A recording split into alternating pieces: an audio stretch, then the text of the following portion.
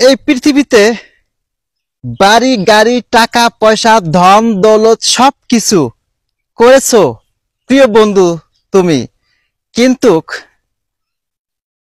তোমার বাড়ি গাড়ি টাকা পয়সা ধন দৌলত সবই আছে, কিন্তু তোমার মার ভালোবাসা নাই। তুমি কি পারবে তোমার মার ভালোবাসা কিনতে? তোমার তো টাকা পয়সা অর্থ সম্পদ সবকিছুই আছে, টাকার বিনিময়ে কি মার ভালোবাসা কিনতে পারবে? না, আমি মনে করি কখনোই পারবে না।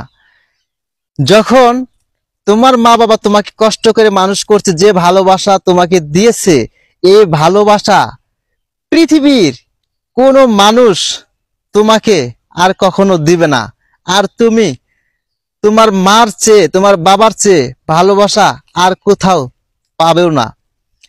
যখন কিছু কিছু ছেলে সন্তান অথবা মেয়েরা আছে যে মা বাবা তাদেরকে কষ্ট করে মানুষ করে, যখন বড় হয়ে নাবালক থেকে সাবালক হয়ে যায়, যে কোনো একটা চাকরি পায়, কিন্তু ভালো প্রতিষ্ঠানে চলে যায়, যখন সুখে পড়ে, তখন অনেকেরই বাবা মা সেই সুখের খাবার ভাগ্য হয় না।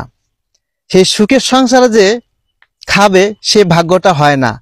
তার কারণ সেই সুখের সময় আল্লাহ পাক যে কোনো ওসিলা দিয়ে মা বাবাকে এই পৃথিবী থেকে নিয়ে যায়। যাদের জন্য এত কষ্ট করে আজকে সুখের দেখা পাইলাম, সুখের সময় প্রিয় মানুষটি আজ পাশে নাই, সে প্রিয় মানুষটি হারিয়ে গেল। সুখের সময় বেশি সুখের জিনিস কিন্তু থাকে না, অল্পতেই হারিয়ে যায়।